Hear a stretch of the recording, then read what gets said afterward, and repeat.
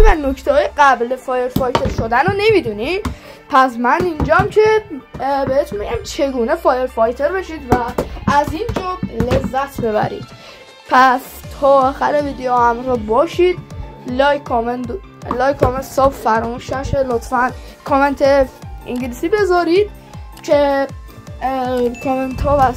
کامنتاتون اینا نگذره و بریم سراغ ویدیو. و حتما اگه میشه این ویدیو رو به دوستانتون هم ارسال کنید، چون که الان توی کامیونیتی هستیم که نه بازی میخوره، کانتنت ها مثلا درست وایرال نمیشه بین بقیه کانتنت کریتور یا ممبر و بخاطر همین این یکم برای ما مشکله. ازتون خواهش میکنم که این ویدیو رو شیر کنید، به دوستانتون معرفی کنید و از این ویدیو تمامی لذتتون رو ببرید. بریم سراغ ویدیو. خب میخوام بهتون بگم در این جاب چجوریه، میتینگاش رو توضیح بدم، کامنداش و اینکه به چه دردی میاد و هر اساسش چند که میده لیدر و کوریدورا و کلا. اگر دیدید که از زبونم بند اومد توی بعد از قسمت ها بدونید که یکم فرسی هم و آره حالا ایراد نداره. بریم سراغ ویدیو. خب چند نکته اول بهتون بگم که وقتی هستید تست بدونید مکانش کجاه، چجوری تست میگیرن و مثلا اگه بار اولتونه چجوری کنن که بعضی از جواب کنن اینجا نه بعضی از جواب اول چجوری چی میکنن.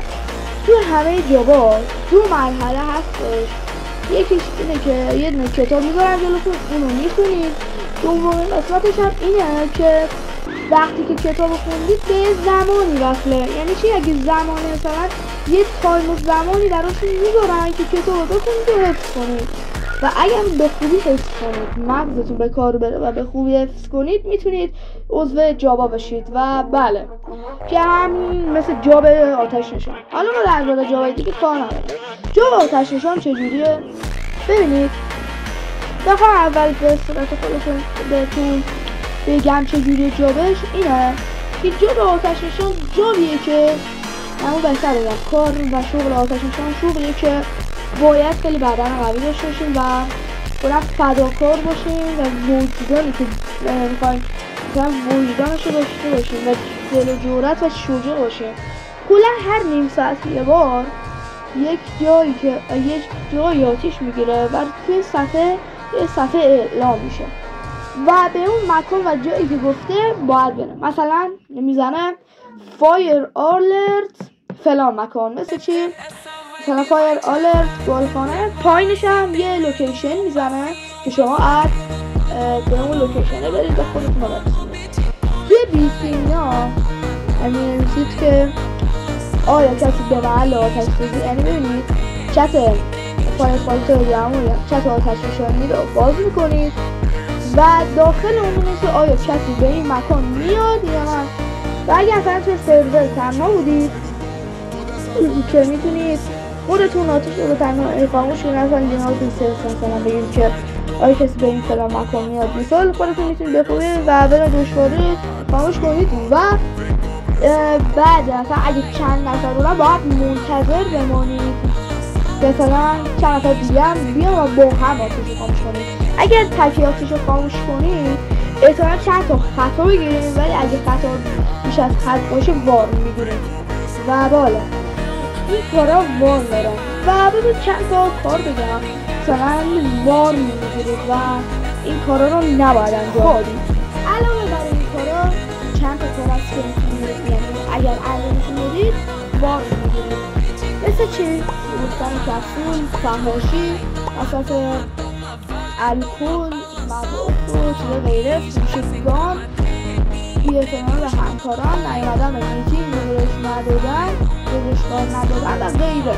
این شامل چیزایی میشن که شما مثلا در هفته لیدر یا کوریدورا تغییر و بررسی کنید که آیا کسی مثلا این کار رو انجام نداده یا نه و مثلا بعد مثلا چیز میشه ما را نباید انجام بدید. در هر حال این کار رو نباید انجام که وان میگیرم. حتی اکثر وانم 3 تاه، یعنی اگه 3 تا پر بشه دیروز سنستانی نتایی میشید.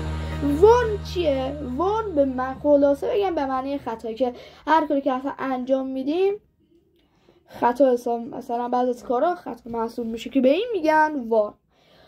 و بله دیموت هم که همه اخراج شده میشه، 3 تا وان بگیریم دیموت میشیم. آره و اینو بگم که نباید مثلا چیز اسپام کنید،